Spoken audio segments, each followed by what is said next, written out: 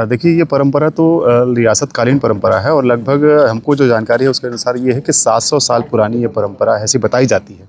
हालांकि इसके बारे में और ज़्यादा जानकारी मुझे नहीं है, लेकिन जो सुना हूँ मैं उसके हिसाब से 700 साल पुरानी परंपरा है। यहाँ ये जो परंपरा है, जब यहाँ के राजा जो गढ़िया पहाड़ के कंडरा देव हुआ करते थे, तब से ये परंपरा चली आ रही है। होली के 5 दिन बाद रंग पंचमी का त्यौहार मनाया जाता है। तो रंग पंचमी का त्यौहार को भी यहाँ के लोग बड़े धूमधाम के साथ मनाया जाता है।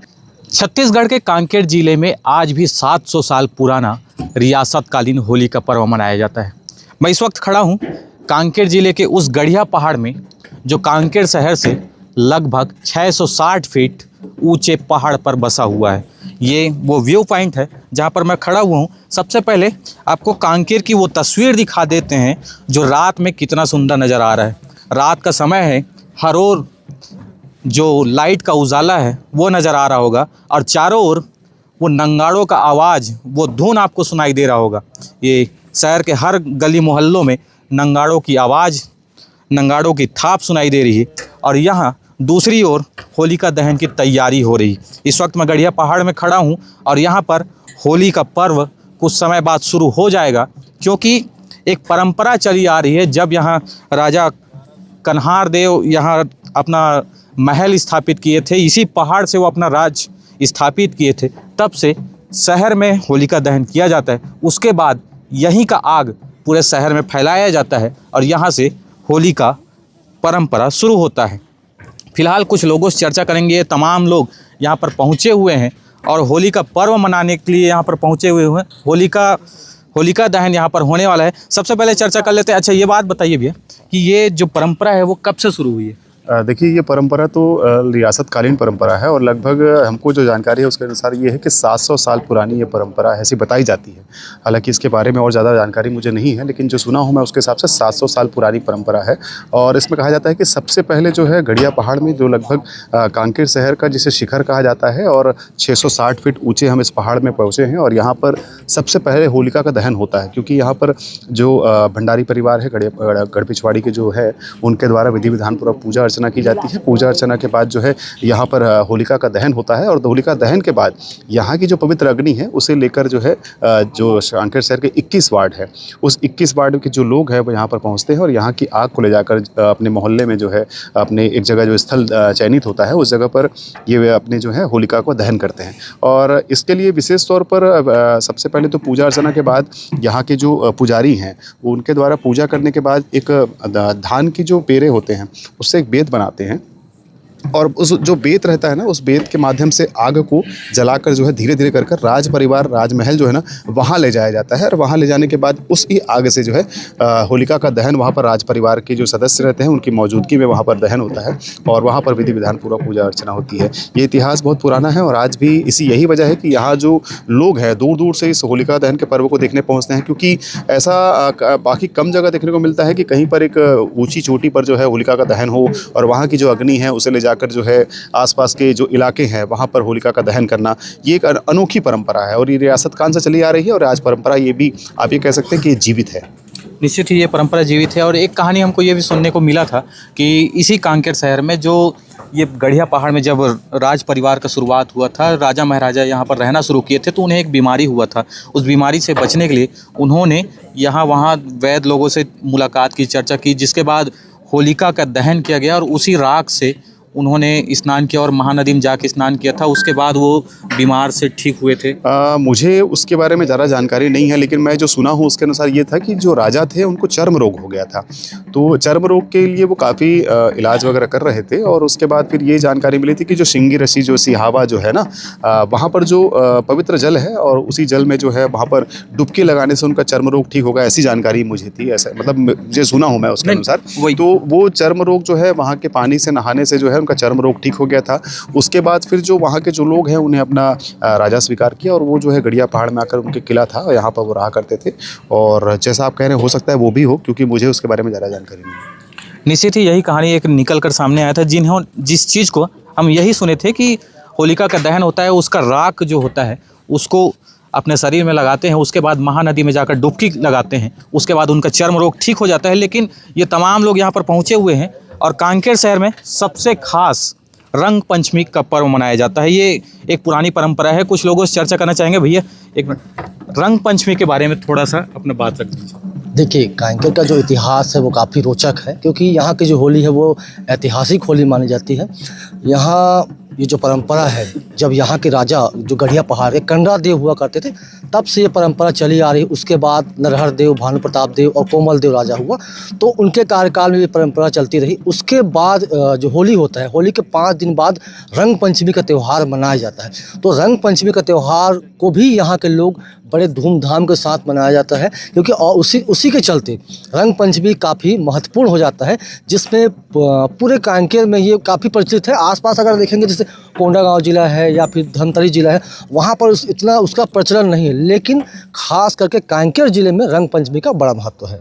निश्चित ही कांकेर जिले में रंग पंचमी का बड़ा महत्व है, क्योंकि यहाँ पर होलिका दहन होता है। होलिका दहन के दूसरे दिन होली का पर्व मनाया जाता है, लेकिन उससे खास यहाँ पर रंग पंचमी का पर्व होता है और उसमें खास यहाँ पर जो रंग गुलाल है वो खेला जाता है। और राज परिवार में ये प्रथा आज भी चली आ रही है। कुछ समय के बाद यहाँ पर होलिका दहन शुरू होने वाला है, वो दिखाएंगे आपको, बने रहिए।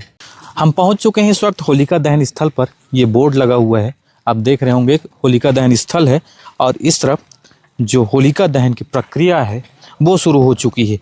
पूजा पाठ, पूजा अर्चना, जो यहाँ के रियासतकालीन परंपरा है वो शुरू हो चुकी है। यहाँ के जो गायता हैं, पुजारी हैं, उनके द्वारा पूजा अर्चना की जा रही है। विधि विधान पूर्वक यहाँ पर पूजा अर्चना शुरू हो चुकी है। यहाँ के जो बड़े बुजुर्ग हैं, पुराने लोग हैं, वो यहाँ पर पहुँचे हुए हैं और जो प्रक्रिया है वो शुरू हो चुकी है। पर कुछ लोग उपस्थित हैं, उनसे चर्चा करने का प्रयास करेंगे। लेकिन मैं एक चीज़ बता दूं कि यहाँ के जो भंडारी परिवार हैं वो लंबे समय से ये परंपरा को अदा करते आ रहे हैं। यहाँ के लोग हैं। अच्छा, ये बताइएगा कि यहाँ पर होली दहन की प्रक्रिया है वो शुरू हो चुकी है। ठीक 12 बजे होली का दहन होना है। कब से चली आ रही है और किन के द्वारा ये संचालित किया जा रहा है? ये तो सैकड़ों साल पहले से चली आ रही है। इसके बारे में उससे ज़्यादा जानकारी नहीं मेरे को। आप कब से आ रहे हैं? कितना उत्साह है? मैं तो 4-5 साल से आ रहा हूँ बस। अच्छा लगता है? बढ़िया लगता है, बढ़िया लगता है। लगातार देखते होंगे, एक परिवार आता है यहाँ पर, होलिका दहन करता है, इसके बाद यहाँ का आग पूरे शहर में फैलता है, इसमें शरीक होते हैं। हाँ, यहाँ से आग ले जाके पूरे हर मोहल्ले में लगाते हैं। उसके बाद सब मोहल्ले का होलिका दहन चालू होता है। यहाँ से जो आग है उसको पूरे शहर में फैलाया जाता है और होलिका दहन की प्रक्रिया शुरू होती है। अच्छा, आप बताइएगा इसके बारे में और क्या विस्तृत आपको कुछ जानकारी होगा, उसके बारे में प्रकाश डालिए। अब जानकारी तो भैया, मैं पहाड़ के नीचे ही में रहता हूँ। पहाड़ के नीचे जो रोड है, नाका के पास ही रहता हूँ मैं। और मैं आज कम से कम नहीं तो 35-40 साल हो गए मेरे को। हर साल आता हूँ मैं यहाँ होलिका दहन में, हर साल आता हूँ। ये वो परंपरा है, वो बरसों पुराना है और वो चला आ रहा है। यहाँ पर होलिका दहन की प्रक्रिया शुरू हो चुकी है। जो पुजारी हैं उनके द्वारा पूजा अर्चना की जा रही है। कुछ तस्वीर दिखाना चाहेंगे, आप देख रहे होंगे, ये सारे जो बड़े बुजुर्ग हैं, बड़े पुजारी हैं, वो यहाँ पर इकट्ठा हुए हैं और अब कुछ ही समय के बाद यहाँ पर होलिका दहन होने वाला है। कुछ और लोग यहाँ पर हैं, उनसे भी चर्चा करने का प्रयास करेंगे कि इसके बारे में उन्होंने क्या कुछ जानकारी हासिल की है और क्या उनके बारे में और कुछ नया खोज किया है। अच्छा, आपसे सबसे पहले अपना परिचय बता देंगे। मेरा नाम धीरज है और मैं यहाँ पर मेडिकल कॉलेज में कार्यरत हूँ अभी, और कुछ पिछले सालों से कांकेर और आसपास के जो इतिहास है उसके बारे में पढ़ भी रहा हूँ। अच्छा, ये बता दीजिए, जैसे आज तक हम जब भी यहाँ गढ़िया पहाड़ पहुँचे, हर व्यक्ति एक चीज़ सुनते हैं कि जो कंडरा राजा है उनके द्वारा इस किले में अपना राजवंश शुरू किया गया था। आप इस पे रिसर्च कर रहे हैं, आपने क्या खोज किया? कुछ नहीं, मैं रिसर्च नहीं कर रहा हूँ। जो मैंने पढ़ा है पहले से, उसी के बारे में ही अलग अलग जगहों पर पढ़ के जो जो मेरे को मिला है तथ्य, उसी के बारे में ही मैं बताता हूँ। तो कंदर राजा से पहले यहाँ पर सोमवंश ने भी अपना राज्य चलाया था, और सोमवंश से पहले भी राजा रहे, लेकिन सोमवंश यहाँ पर पहले आए, उनके बाद कंदर राजा आए और उनके बाद चंद्रवंश आया। चंद्रवंश के ही जो फैमिली है वो अभी हमारे यहाँ जो राज परिवार है वो हैं। तो चंद्रवंश में भी जो सबसे पहले आए थे वो नरदेव आए, नरदेव के बाद कोमल देव आए, और उसके आखिरी जो राजा थे वो थे भानु प्रताप देव। भानु प्रताप देव के समय में और नरदेव के समय में और कोमल देव के समय में अलग अलग समय में अलग चीज़ों का उन्होंने उद्धार किया, चीज़ों को बनवाया। जैसे नरदेव स्कूल है, कोमल देव अस्पताल है, पीजी कॉलेज है। तो ये सारी चीज़ें उस समय उन लोगों ने सोचा।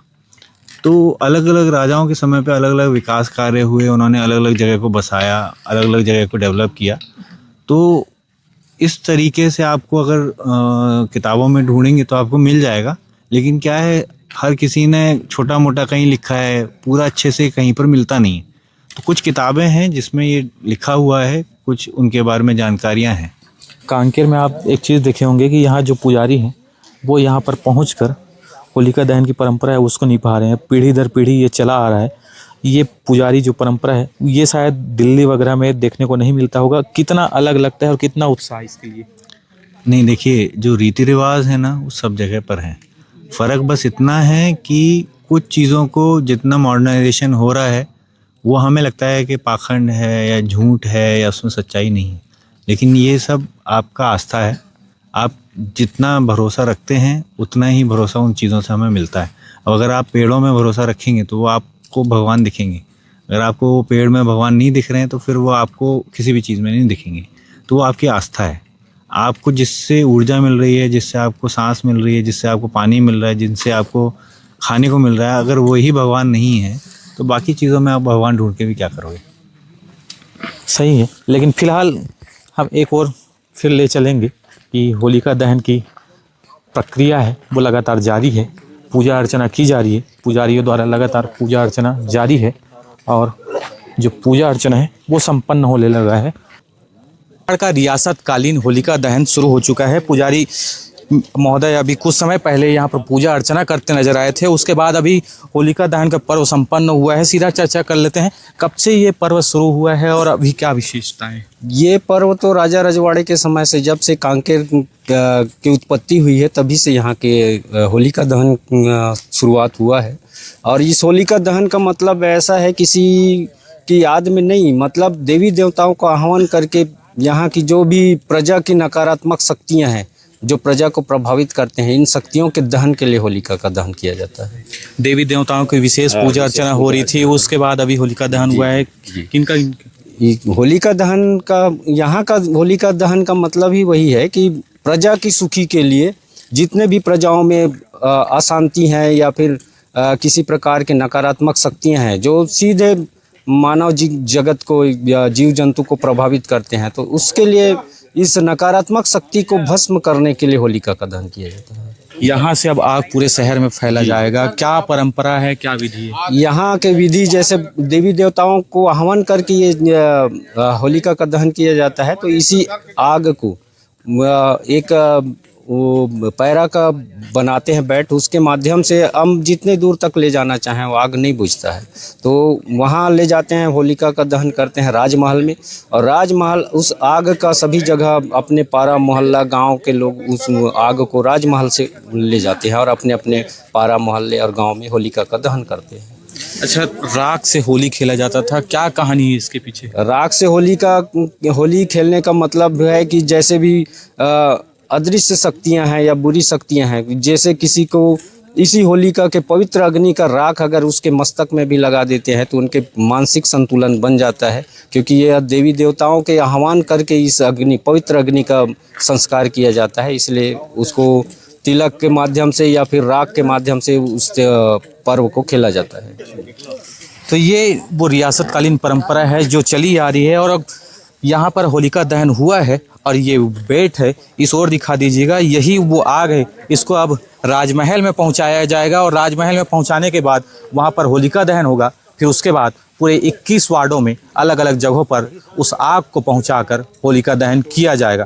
फिलहाल देखते रहिए VXB न्यूज़। कैमरे के पीछे हर्ष पटेल है, मैं मौसम साहू। और कमेंट करके बताइए अपनी राय, लाइक और सब्सक्राइब जरूर कर दीजिए।